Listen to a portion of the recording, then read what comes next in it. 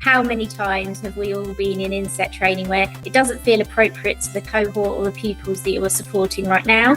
And also you leave that room and you're really, really busy and you might not be able to come back to that learning and apply it. And what we really want to make sure is that the training is relevant. So it needs to be relevant to what's happening in our schools, what the teachers are receiving, and making sure that that's aligned, but also that it's got that specialist edge for how the role of the LSA can be different to the teacher.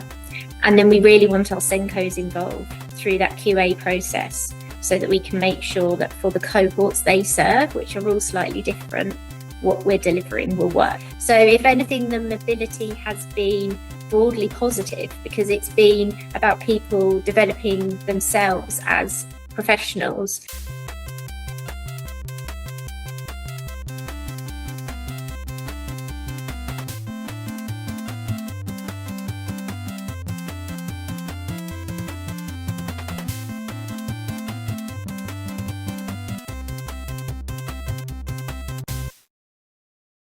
Welcome to Thinking Deeply About Primary Education, the podcast that makes time and space think about pedagogy, teaching and learning, professional development, anything of interest to time-poor but enthusiasm-rich primary teachers.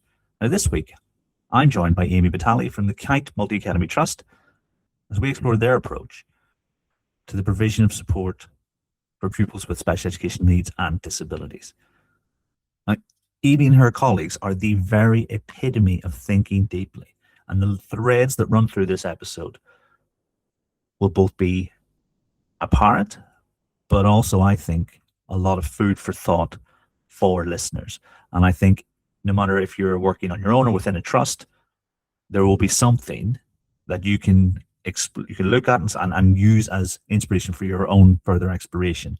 Because I think the support we provide for pupils with special education needs and disabilities is something that we need to really think about. And obviously, lots of the conversation is developing, but some of the challenges that are in place, perhaps on a local authority level, more so than a trust level, are increasing, and certainly funding chief among them. And so anything we can do to spend time considering that provision and the support that we provide and how we can provide access for all pupils to the highest quality education, I think is key.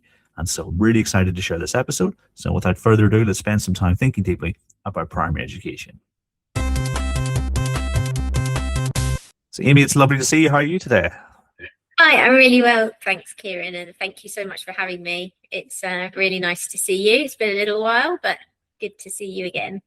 It has, yeah. We were working quite closely together for a while, but then our paths diverged whenever almost our work had moved into a different phase. So it's great to see you again.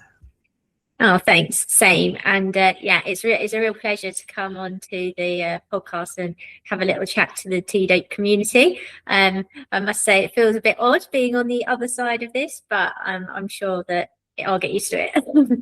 Yeah, absolutely. I mean, so when Matt said to me that you were keen to talk about your work, I thought, yes, definitely, because very few people, I think as deeply and carefully about the implementation of some of the most important projects in schools. And I think, it's going to be really useful for people to reflect, particularly at a time when our provision for special educational needs and disabilities is really under the spotlight, I think. Yeah, absolutely. And thank you for saying so. It's something we take really seriously. And yes, at the moment with the SEND reform and all of the different work that's been going on, I think that this is something everybody's going to be thinking quite deeply about for the next few years. When you work with a serious person who does their job really well, it makes a massive difference. And you can see the kids are getting the best deal as well. Yeah, that's really kind of you to say. I think that, from our experience as a trust, we've learned that actually it's all of those small bits and pieces that you really have to think deeply about and carefully and make sure that you're aligning all of those moving parts to provide the best for the children. Maybe before we get into the sort of the bulk of the conversation, perhaps we should start with a little bit about who you are and how you got here today. Okay, yeah, so I've been in teaching since 2007. Started off very much, I was always quite aspirational about supporting in leadership, and in my first couple of schools we had lots of really excellent inclusive practice, and even for back then, probably quite a high level of need. And so SEN became a real interest to me, particularly because I wanted to ensure that pupils accessing mainstream school got to benefit from all of those mainstream experiences. And so that's when I moved into sort of leadership and being a Senko. And in the more recent past, that's led me to a position where I have the opportunity to work across our trust with all of our Senkos and also with our learning support assistants, who are obviously the big driving force towards making sure that SEN provision is effectively implemented for everyone. So that's the Kite Academy Trust. You guys are, I mean, my geography's terrible. Surrey, are you in Sussex? No, we are Surrey, and we border with Hampshire as well. So we have the unique perspective of being on a border and working with two county councils really closely, which from a SEND perspective can have its benefits and sometimes its challenges. Yeah, two rights. And so obviously the Matt we're talking about is Matthew Swain, who a long time the podcast will be very familiar with, but he's busy being the Director of Education for the Trust. And so, you know, I don't think Directors of Education have very much time to come on podcasts. No, he is very, very busy. And, you know, the new executive team, Matt, Dee and Jeremy, have moved the Trust on really, really at a rapid pace, which is excellent for our pupils. But it's also meaning that we're supporting lots of schools more widely than our Trust, which is really exciting. But as you say, takes up quite a lot of their time. I can imagine. I hope he comes up for air during the summer holidays.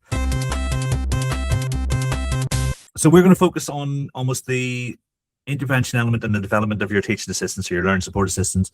When it comes to additional support, what challenges do you think schools face at the moment? Almost a bit of context setting for everyone. Yeah, so I'm sure everybody listening is really familiar with the idea that we've got such an increase in education of pupils who have identified SEN needs and requiring additional support, and that picture is becoming more and more complex. And I think that all school leaders and teachers and support staff would recognise that the learning support assistant role or the teaching assistant role has really changed quite dramatically. And that's been an ongoing trend, but we've really seen that escalate since return from COVID and lockdown. So there is that idea that in our schools, we have an increased number of pupils that are identified as having SEN needs, and that their support is increasingly more complex to deliver. So that's one of the challenges to navigate. And alongside that, we have, of course, got the financial challenge that all schools face. You know, finances are tight for everybody, and we need to utilise what we have to the best of our abilities.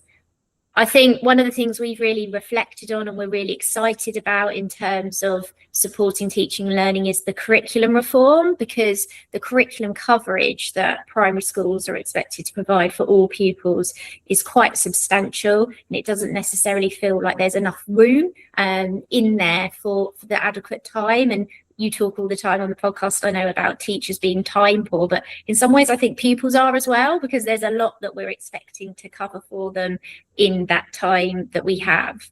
And when you've got a high level of need, a lot of curriculum to cover and limited finances to do so, that has a knock-on effect into workforce development and time to develop our workforce.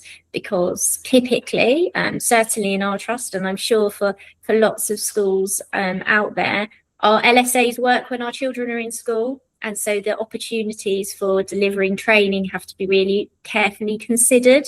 And also when we're thinking about providing training, we need it to be cost effective. So you've got those two things there of the time and the money, meaning that it takes quite a lot of careful thought to make it work. Hello there. I just want to give a brief introduction to how my setting has used the story of maths. As a school, we wanted to upskill teachers' knowledge in how to teach mathematics and explore other pedagogical approaches, and that's where Kieran and Stuart came in. Their scheme, their curriculum, the story of maths, it shows exactly what you need to teach in a really thoughtful way. They consider concrete, pictorial and abstract approaches.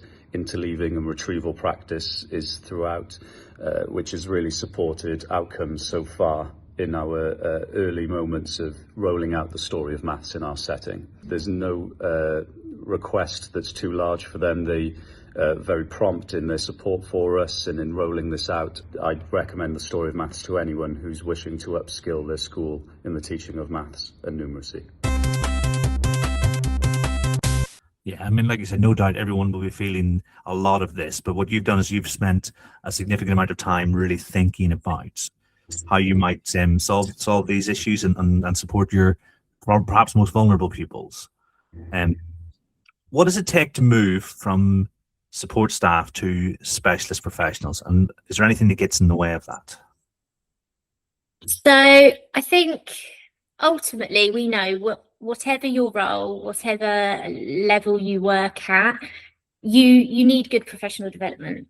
And good professional development has to be regular, timely, all the things we know about cognitive science in terms of being able to retrieve that learning and for your learning to be appropriate is so crucial. I think, when they introduced the notion of inset days in the late 1980s, late 1990s, in principle, the idea works really well, doesn't it? But how many times have we all been in inset training where it doesn't feel appropriate to the cohort or the pupils that you are supporting right now? And also you leave that room and you're really, really busy and you might not be able to come back to that learning and apply it. And I think that's true for teachers, but it's even more so for teaching assistants or learning support assistants, because they don't have that after school training offer that they can tap into to retrieve that learning and talk about application necessarily. So we wanted to really think about how do we provide our support staff with a model that recognises what is important for good learning. And so we knew that we needed to absolutely make the best of inset training time, because it's one of those very small amounts of opportunity where we can bring everyone together across the entire trust and we can make sure that everybody feels that they've received a really supportive training offer. But it can't be the only thing that we rely upon. And so we wanted to make sure our model would work for LSAs in terms of that regular, timely offer. But then, of course, you have to think about how that's going to fit logistically into school life. So we have a model where our LSAs are invited to attend trust-wide written QA'd training at least once per half term. They do that at academy level with an academy facilitator that may be a Senko or another leader in school. And that is adjusted to make sure it fits to the timetable of the school so they can make it work. In some of our bigger schools, that means delivery happens more than once, so everybody can access, but it means that everybody has access to a specific LSA training that's designed to support their role. So, for example, if we've undertaken some training with teachers about the parts of the maths lesson, then we would look at making sure that the knowledge of how that structure works is in the LSA model, but that how it affects their practice and how they can support the teacher is also fed through, rather than it just being a repeat of what the teachers have received. All of our LSAs are then invited to give us feedback from that training to enable us to judge its effectiveness and look at the impact and to take on their suggestions, because actually the people receiving the training are the ones best suited to tell us what's working for them and what needs adapting. And to support that, we have devised an LSA network where we have representatives from each of our academy who come together, and those staff will look at that feedback, will bring back those other pieces of information they have from their academies, and we can use that to build a picture of what we need to do to adjust. And one of the things that came back from that is we wanted to make sure, thinking about all of the sort of EEF recommendations around those relationships, that LSAs and teachers had really effective working relationships. So one of the things we did this year is we started the academic year with an inset training session for all staff around the importance of the role of teaching assistants and how teaching assistants and teachers can most effectively work together. So that's been our structure, and that's the way we are aiming to help our staff move from being supporting staff to feeling more specialist in the areas of training that they need. We also know that for job satisfaction, one of the really big things is about career progression, and that's something that's been cited recently in the report that the DFE have created around the role and experience of support staff in schools. And so part of our package is that we do offer access to skip training through an apprenticeship. We have LSAs that are currently doing their undergraduate degree in teaching as an apprenticeship, and we've just encouraged staff to complete a level 3 apprenticeship as well. So wherever possible, we're trying to offer those additional opportunities that provide specialist knowledge. And with the most recent apprenticeship, we identified that actually early years was the area where our staff were really keen to have that really specialist knowledge. And so that's the apprenticeship that we're offering. You asked what gets in the way. Well, time absolutely is the big factor. So how do we support our schools to remedy that? Well, first of all, actually writing the training takes quite a lot of time, doesn't it? To write good quality training and to make sure that it's been really carefully thought through and quality assured. And so we, as a trust at the Kite, we have a one team approach. That's a genuine thing. It's not just a tokenistic phrase. We are one team. We work as one team across everything we do. And so we use that to prevent time being taken from all 9 academies. So rather than leaders in 9 academies writing the PD for their LSAs, we pull together and we write it as a team. So that means that the training provision in terms of writing, checking, researching is done once rather than 9 times. And then we also use our one team structure with our Senko network and our leaders networks to quality assure that training and to provide rehearsal time for facilitators, so that when they go into the training, they feel really confident in their delivery and the message is clear and easy to receive. And there's nothing better, is there, than practicing something that you've got to deliver in front of other people who will also be delivering it and get those different views. And then most of our training for all staff, including our LSAs, is very much in that small chunks of learning that we return to over time.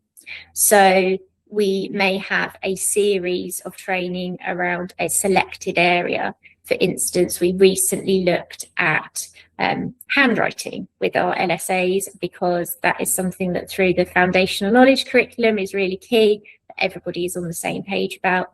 And we came back to that in multiple sessions.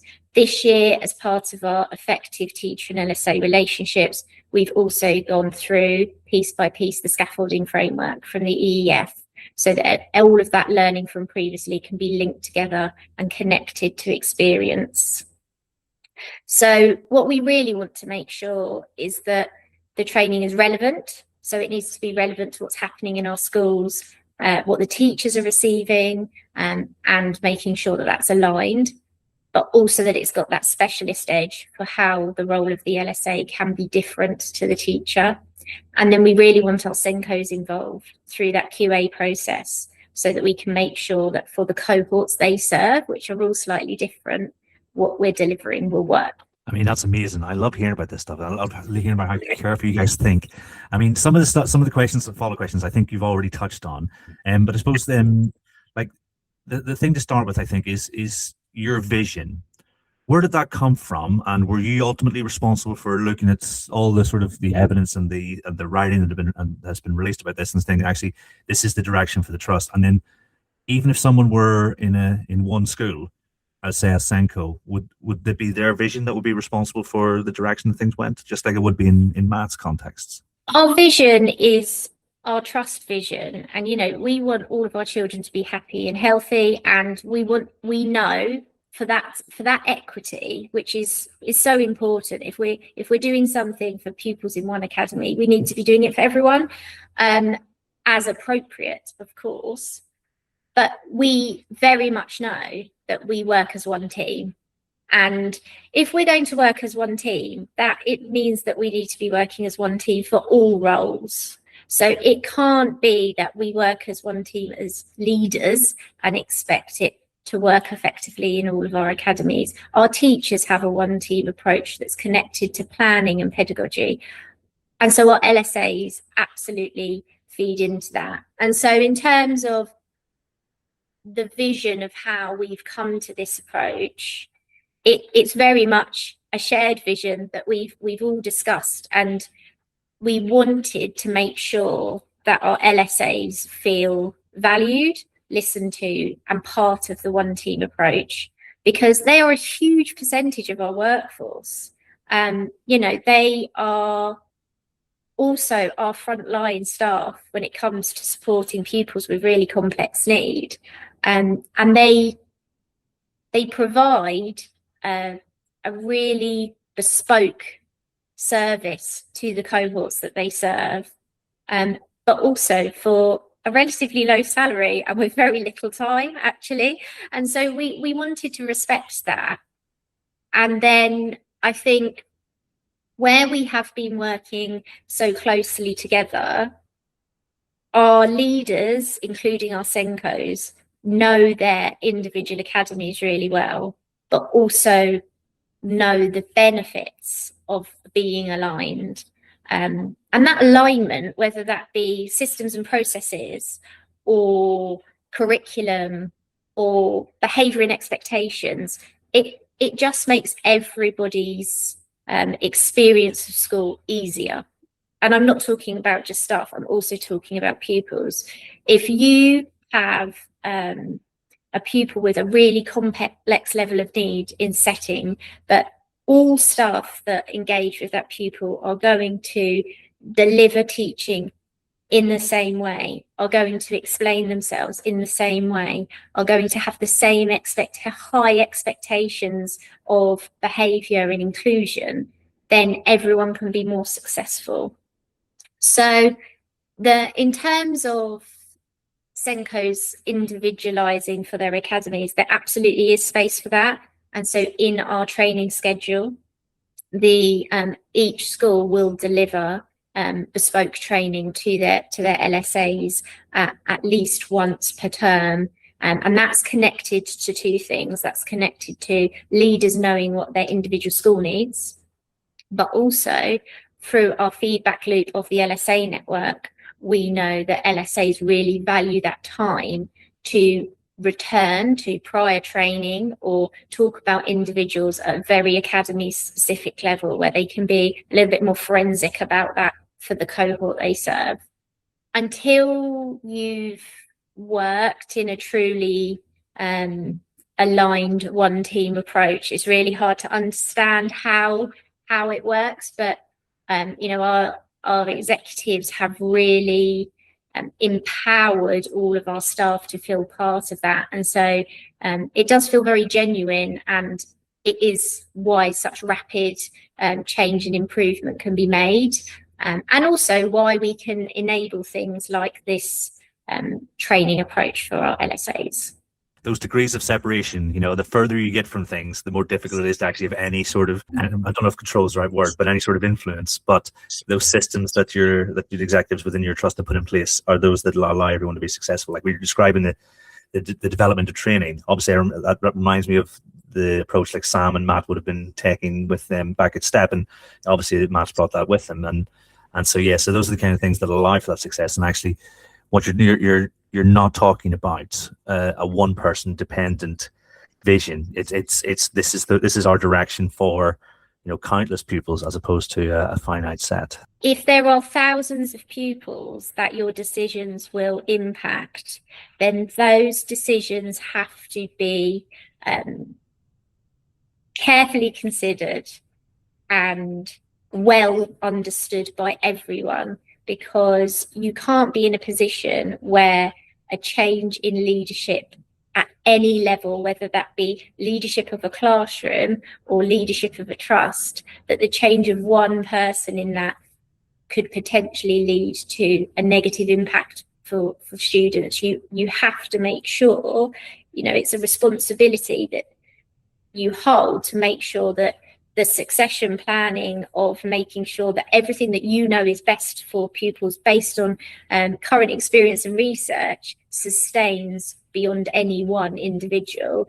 And I think one of the positive impacts we see is that is the case for our pupils, even if there are absences. So, for example, if a class teacher is absent or an LSA is absent, the impact of that, obviously the children have relationships with those adults and they will miss them and they will look forward to their return, but it doesn't impact their provision because the alignment of how we deliver support is consistent. Do you find that this has had an impact on mobility? Because in my experience, like whenever I worked in a special school, teaching assistant mobility was quite high because it's quite an intense, to support pupils with profound and complex needs can be quite an intense experience. And some people aren't necessarily ready for that, or they weren't aware that was the sort of the role, what the role would entail. I may be just, this is probably beyond the scope of what's possible to say, but has there been any impact, do you think?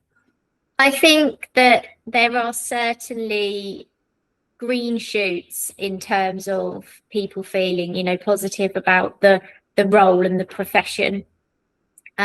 We have had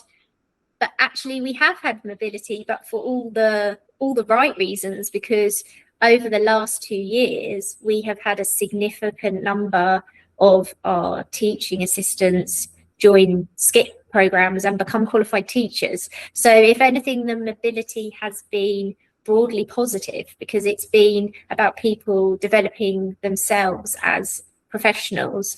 And we may see that over time with apprenticeships like the EYFS level 3 apprenticeship, that people will move to different schools, because some of our schools have nurseries and some don't, but that would be excellent because that will be about them being more specialist professionals. I think the LSA role or teaching assistant role, however people listening term it, is still really complex, and I think that these are sort of the beginnings of trying to make that feel really satisfying for people. It's something we're always trying to reflect on. This year, for instance, the LSA network have worked really, really hard in finding out from their teams what they would like training to look like next year. And so our training structure will remain as receiving training, but the way it's delivered will be ever so slightly adjusted to make sure it's reaching all of our staff all of the time, which in schools with logistics is always a little bit tricky. So fingers crossed that we will see a continued positive impact for staff retention. I'm not sure what the exact title is, but like the cost of living or the minimum living wage was raised and I think adopted by like supermarkets, where you could do a better paid job but for much less stress. And so those pathways you're talking about, they're giving people a reason, beyond intrinsic motivation to commit to this, even for a number of years, because the teachers I see go through that skit from who've been teaching assistants, who've done their apprenticeship in school, far better teachers than I was when I was 22. I wish I'd had some real world experience for it in the classroom, so I didn't have to learn the hard way. But this sounds like a wonderful way to counteract that, because there are times when I say, well, why wouldn't I just go and work in Tesco's, because I'm not going to have to deal with all this nonsense, because the role is not the role it was 30 years ago. It's, like you said at the start, so many more demands and such more of a professional sort of approach is needed compared to perhaps what it was in the 90s. Yeah, absolutely. And I think you're right. All schools, I think, have felt that since the adjustment for particularly supermarkets with the wage that they offer and the term time only contracts that they're willing to provide, because for many of our learning support assistants, the role, part of the drive to first have a role in schools is because your need for childcare and making that work. And we completely understand that. And that's why contracts are so often the way that they are set up, because our staff need to be able to go home when their children go home. And that makes sense. And yeah, absolutely. The pathways of progression are there to give people that have a passion but want to further their career can. And that's why we started with the skip, because we had a cohort that were really keen to become teachers, and they are all really excellent teachers. As you say, that experience of being in the classroom has really helped them to be very successful and very strong teachers, even in their ECT year. I think the next step for us, which we've just embarked upon, is there are also a group of staff who love working in school and love working with pupils, but they don't want to be teachers, but they just want to be really great at their job. And so that's why we're venturing into looking further into the other apprenticeships we can offer. And for everyone else, we want to make sure that they can still feel that we are equipping them for the job that we are asking them to do. And then there are little things, we have for our LSAs and for all our staff, business teams, LSAs or teachers. If your child attends one of our schools, then you can access free breakfast club to try and make it easier to get to school, not have that rush and get in without having to feel that you're walking in with the children. And those sorts of things make a real difference. But when I speak to the LSAs at the network, and they feed back from what the LSAs in academies are saying, the strongest message that LSAs give is we work in schools because we love children. We work in schools because we want to support children. And although it can be very, very difficult at times, far more difficult than perhaps the supermarket could be, it can also be incredibly rewarding.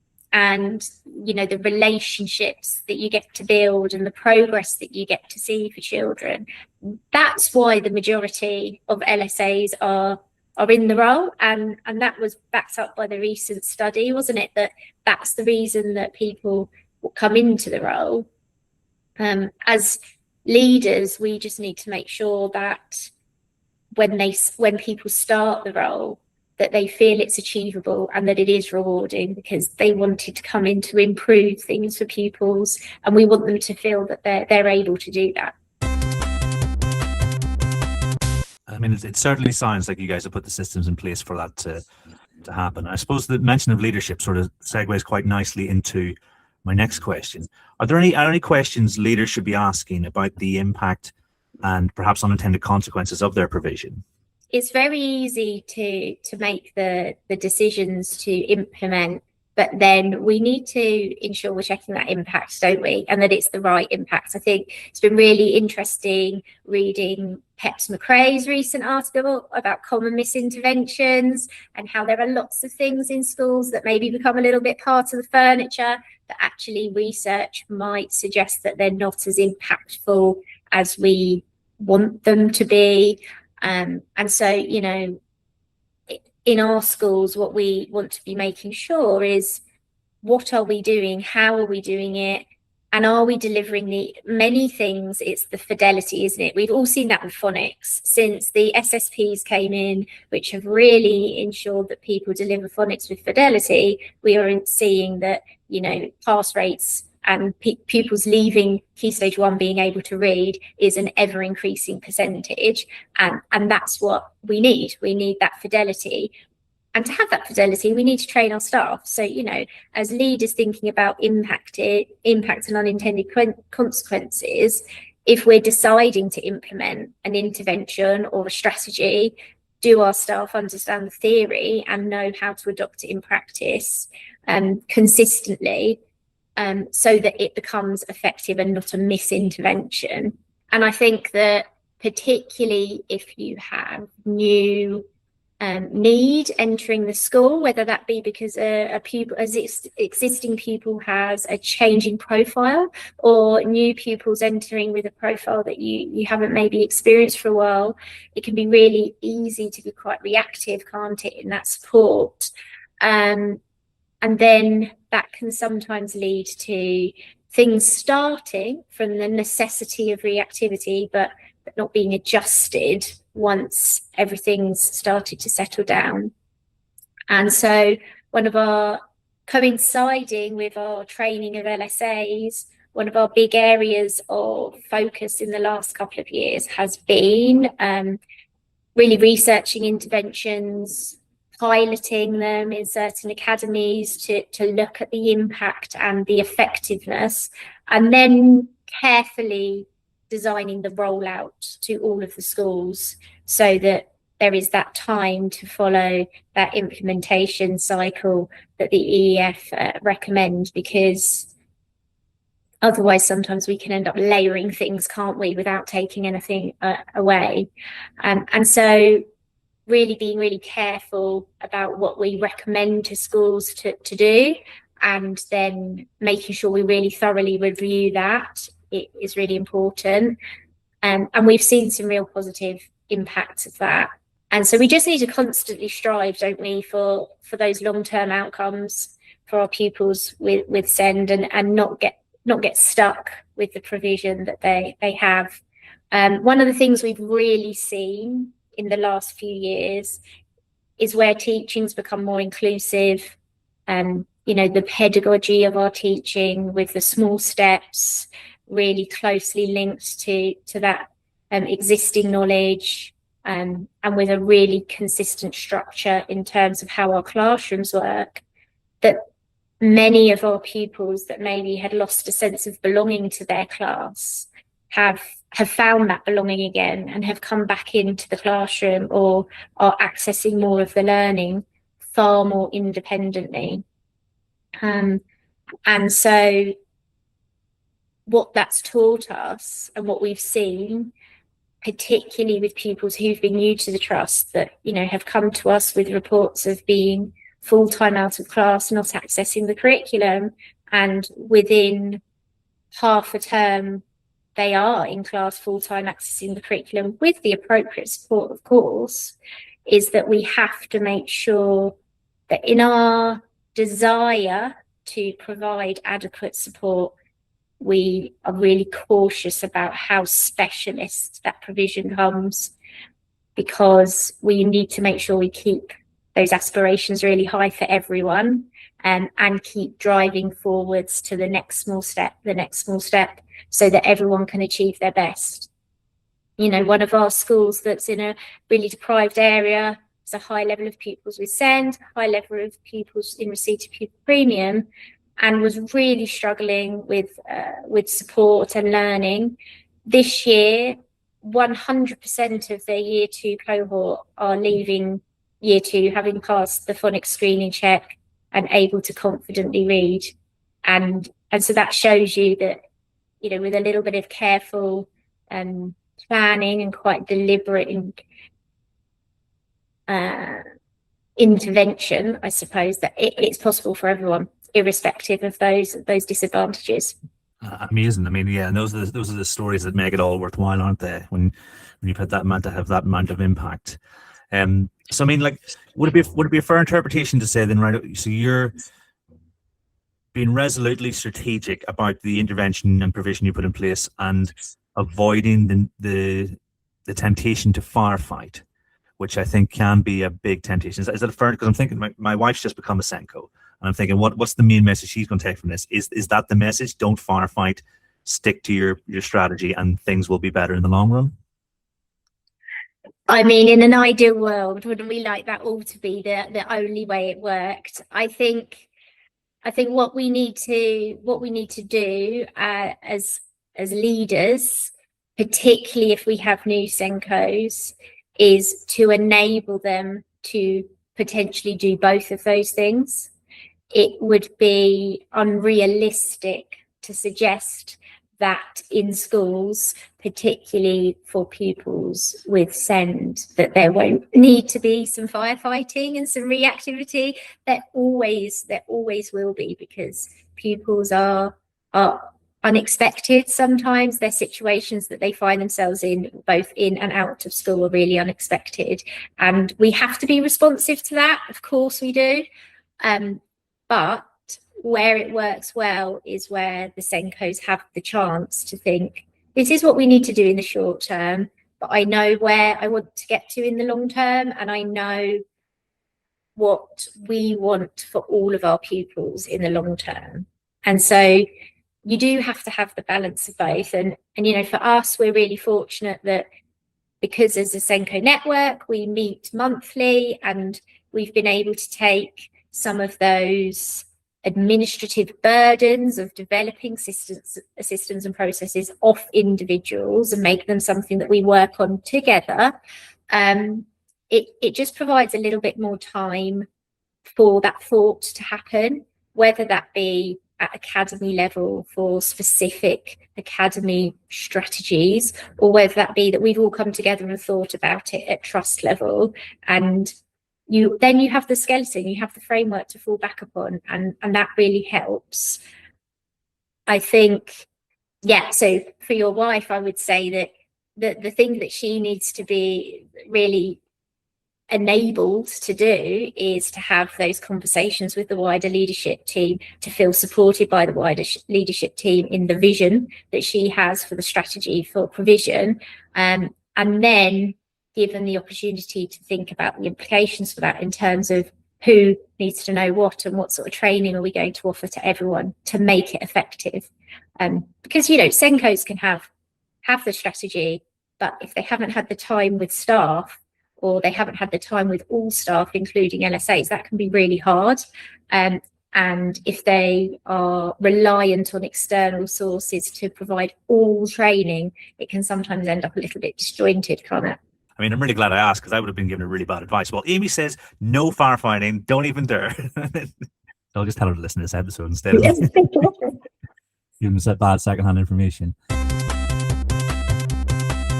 If we take your project as a model, have you seen any wider shifts in the culture within schools? Because perhaps that was already there at a trust level, and maybe it's now disseminating across, or how should I interpret this? What we know is that the approaches that we are implementing in classrooms are ensuring more children are accessing more learning and being more successful at the original point of delivery, which we know is so crucial for ensuring that everybody has those opportunities. And what we hear from the LSAs is that the impact on their job satisfaction of being able to support children to be successful in the classroom alongside their peers is huge. So we know for our children to feel they belong, they need to be in the classroom as much as it works for them.